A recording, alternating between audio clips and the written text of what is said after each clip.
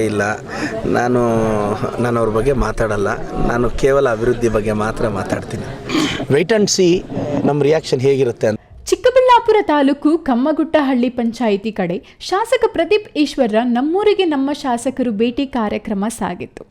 ಇಂದು ಕಮ್ಮಗುಟ್ಟಹಳ್ಳಿ ಪಂಚಾಯಿತಿ ವ್ಯಾಪ್ತಿಯ ಹಳ್ಳಿಗಳ ಜನರ ಸಮಸ್ಯೆಗಳನ್ನು ಆಲಿಸಿದ ಶಾಸಕ ಪ್ರದೀಪ್ ಈಶ್ವರ್ ಮನೆ ನಿವೇಶನ, ಸಮಾಧಿ ನಿರ್ಮಾಣಕ್ಕೆ ಜಾಗ, ರಸ್ತೆ ದುರಸ್ತಿ, ಚರಂಡಿ ಕಾಮಗಾರಿಗಳ ಪಟ್ಟಿ ಮಾಡಿದ್ದಾರೆ. ಕೆಲವರು ವೈಯಕ್ತಿಕ ಆರೋಗ್ಯ ಸಮಸ್ಯೆಗಳ ಬಗ್ಗೆ ಅವಲತ್ತುಕೊಂಡಿದ್ದಾರೆ.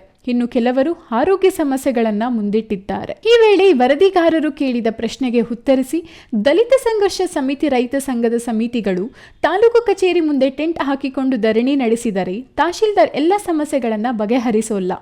ಅವರ ಸಮಸ್ಯೆಗಳನ್ನು ಮೊದಲು ನನ್ನ ಬಳಿ ತಿಳಿಸಿ ನಾನು ಆಗೋಲ್ಲ ಎಂದಿದ್ದರೆ ಅವರು ಪ್ರತಿಭಟನೆ ನಡೆಸಲಿ. ನಾನು ಪ್ರತಿದಿನ ಗ್ರಾಮಕ್ಕೆ ಭೇಟಿ ಕೊಟ್ಟ ವೇಳೆ ಬಹುತೇಕ ದಲಿತ ಸಮಸ್ಯೆಗಳಿಗೆ ಸ್ಪಂದಿಸುತ್ತಾ ಬಂದಿದ್ದೇನೆ. ಇದೇ ಸಮಸ್ಯೆಗಳನ್ನು ಅವರು ಮುಂದಿಟ್ಟುಕೊಂಡು ಧರಣಿ ಮಾಡುತ್ತಿದ್ದಾರೆ ಅಷ್ಟೇ ಎಂದು ಹೋರಾಟಗಾರರಿಗೆ ಕಿಚಾಯಿಸಿದರು. ಇಲ್ಲ, ಅದು ನಾನು ಹೇಳೋದು ತಾಲೂಕು ಆಫೀಸ್ ಮುಂದೆ ಖಂಡಿತವಾಗ ಅವ್ರು ಹೋರಾಟ ಮಾಡೋದ್ರಲ್ಲಿ ತಪ್ಪಿಲ್ಲ. ನಾನೀಗ ನೋಡಿ 2 ಊರಲ್ಲಿ ದಲಿತ ಸಮುದಾಯದವ್ರ ಕಷ್ಟ ಕೇಳೋಕ್ಕೆ ಅಲ್ವ ಬಂದಿರೋದು. ಎಷ್ಟು ದಿನ ಅಂತ ತಾಲೂಕು ಆಫೀಸಲ್ಲಿ ಸ್ಟ್ರೈಕ್ ಮಾಡಿದ್ರೆ ನ್ಯಾಯ ಸಿಗುತ್ತೆ? ಖಂಡಿತವಾಗೂ ಅವ್ರ ಹೋರಾಟಕ್ಕೆ ನಾನು ಗೌರವ ಕೊಡ್ತೀನಿ, ಬೆಲೆ ಕೊಡ್ತೀನಿ, ಅವ್ರ ಮನವಿನೂ ನಾನು ಸ್ವೀಕರಿಸ್ತೀನಿ. ಆದರೆ ದಲಿತರಿಗೆ ನ್ಯಾಯ ಸಿಗೋದು ತಾಲೂಕು ಕಚೇರಿ ಹತ್ರ ಸ್ಟ್ರೈಕ್ ಮಾಡಿದಾಗಲ್ಲ, ಹಳ್ಳಿಯಲ್ಲಿ ಬಂದಾಗ. ಇವತ್ತು ನೋಡಿ, ನಾನು ಸುತ್ತಿರೋ 2 ಊರಲ್ಲೂ ದಲಿತ ಸಮುದಾಯದವರೇ ಇದ್ದಾರೆ. ಅವ್ರ ಕಷ್ಟ ಕೇಳೋಕ್ಕೆ ಬಂದಿದ್ದೀನಿ.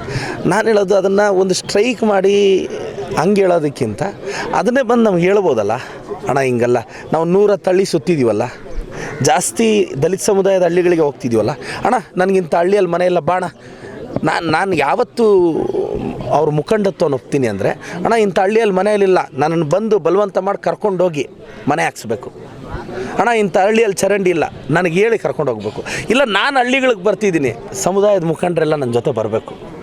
ಹಿಂಗೆ ಮಾಡಿದ್ರೆ ನ್ಯಾಯ ಸಿಗುತ್ತೆ. ಹೋರಾಟಗಳಿಂದನೇ ಈಗ ನಾವು MLAಗಳು ಸ್ಪಂದಿಸಲೇ ಇಲ್ಲ ಅಂದಾಗ ಹೋರಾಟಗಳು ಮಾಡಬೇಕು. ಆದರೂ ಮಾಡ್ತಿದ್ದಾರೆ, ಅವ್ರಿಗೆ ಗೌರವ ಕೊಡೋಣ. ಇದು ಪ್ರಜಾಪ್ರಭುತ್ವ. ಅವ್ರದ್ದೇನು ಡಿಮ್ಯಾಂಡ್ಸ್ ಇದೆಯೋ ಫುಲ್ಫಿಲ್ ಮಾಡ್ತೀವಿ.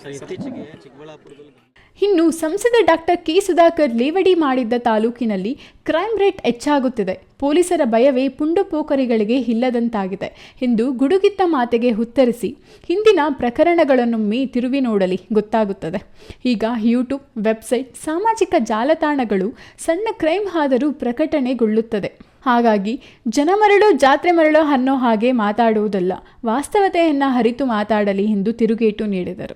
ನೋಡಿ, ಒಂದು ಇತ್ತೀಚೆಗೆ ಲಾಸ್ಟ್ ನೀವು ಕ್ರೈಮ್ ರೇಟ್ನ ತೆಗೆದು ನೋಡಿ, ಪ್ರಕರಣಗಳು ಈ ಯೂಟ್ಯೂಬ್ ಚಾನಲ್ಗಳು ಜಾಸ್ತಿ ಆಗಿದೆ ಅಷ್ಟೇ.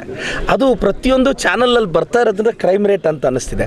ದಯವಿಟ್ಟು ನೀವೇನು ಮಾಡಬೇಕು, ಇಯರ್ ಬೈ ಇಯರ್ ಕ್ರೈಮ್ ರೇಟ್ನ ದಯವಿಟ್ಟು ತಾವು ಸ್ಟಡಿ ಮಾಡಿ.